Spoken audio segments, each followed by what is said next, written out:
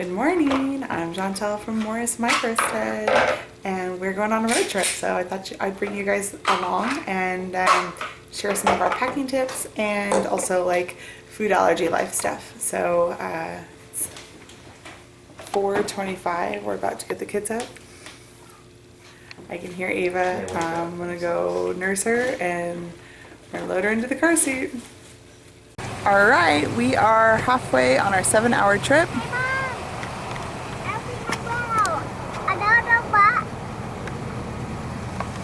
We are halfway on our 7-hour trip and we just stopped to, Ava woke up, so we stopped to do nurseries and change diapers and trying to find an open Starbucks. We'll see how that goes. I packed my own creamer because we don't do dairy, and most like dairy-free creamers are just like schmeh.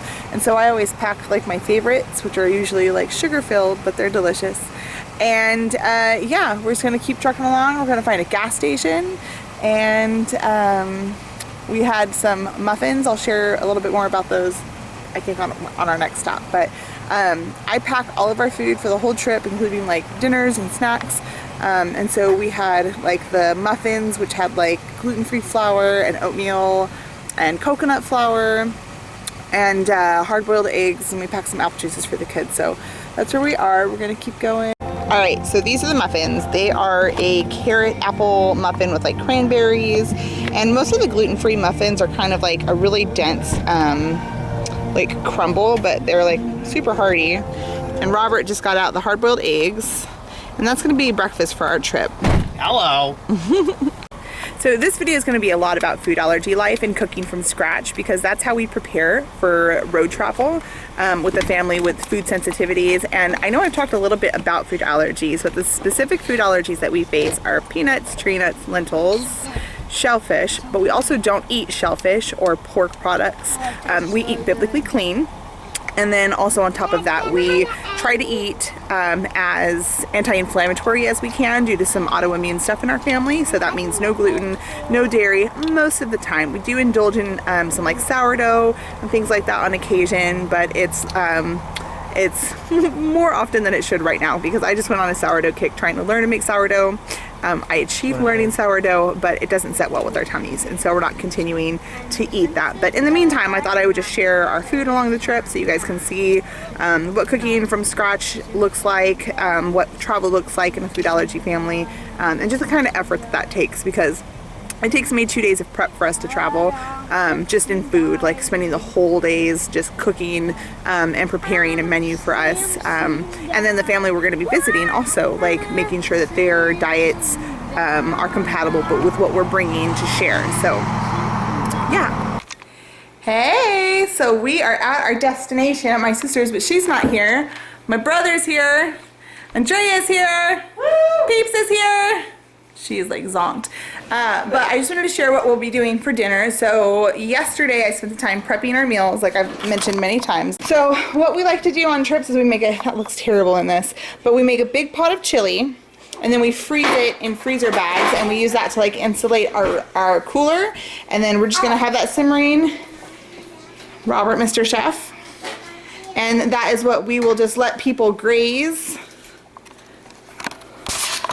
as their tummies feel led to grab food, and that way we don't have to worry about dinner and figuring out what restaurants are safe for us and all that good stuff. So that'll be dinner this evening. Good morning, day number 2, and I said I would share my creamer. This isn't the creamer I always use. I really like sometimes I just use coconut milk, but this is the one I brought with me. It's the oat yeah, which is like oat milk. It's oat milk cookie flavored, which is really yummy. But it's a special treat because it's like sugar filled, and I brought it for the trip. I usually put that in my tea or coffee. And then I'm getting ready right now, putting a roast on for dinner at my sister's house. This obviously would be different if we were just like staying in the hotel. This is like the diaper on it. But yeah, this is like, I just froze this and we transferred it in like food saver bags so it wouldn't contaminate the cooler. And that way it kind of acted as like an ice block in there, and then as it thaws, like in the cooler, it'll be ready for putting in their crock pot today and dinner for tonight. Good morning. So this is our last day. We're headed out for travels today. No. You guys excited to leave? Of course not. Yeah. Nobody's looking forward to the drive. So I just wanted to share our last morning. Like I wanted to do like the finished product of the roast, but I was with family and we were all having so much fun. I forgot to turn on the camera. So but we had the roast and it turned out great with roasted potatoes and garlic green beans, which I just fried in olive oil. And we ran out of muffins because we ended up snacking on them, and we ended up getting instant oatmeal to finish off our trip for breakfast and stuff. So it's just like the what's that variety? I don't know, the variety with the Quaker, like Quaker oatmeal packs. So they're all like the cinnamon, like maple cinnamon, apple cinnamon variety is like dairy free, gluten free, and like doesn't have any of our nut allergens that we struggle with. So, and then I always like pack like a cutting board and stuff, and we have like these little trays. And that way I can like chop up apples and sausage and things like that, and that is how we're finishing off our day. And then we have like gluten-free bread for sandwiches that we've packed, and we have like in our like pantry shelf-stable mayonnaise packets, and so we just pack a ton of those in a freezer bag. Healthy. I know. And mustard, and that will be lunch on the road home, along with some chips and stuff for snacking. So yeah, I hope this is helpful or insightful for those of you who have food allergies. Also, I should disclose, we totally stopped and got Zips French fries, and that was our big like splurge of junk food. So because we used to live up here, and so where we were visiting in northern Idaho, and we don't have Zips down in southern Idaho. So so we stopped and got like buckets of Zips French fries.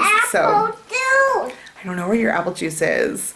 So yeah, that's how we travel with our food allergies, and that's how we prepare food so that we don't have to eat too much junk food on the road. And I hope it's insightful for you guys. I know when I was like new to food allergies, or even still now when I have to pack to go camping or pack to go traveling, it's so hard to figure out like what I'm gonna feed a family of 5 on the road and keep everybody happy, because half of the fun of a road trip is getting to like snack on all the junk food and like all of the fun food that you get to eat. So I really enjoy planning for food. It's kind of it's a joy for me. So anyways, I hope you guys are living a lovely life. Have a beautiful day. Until next time. Hey!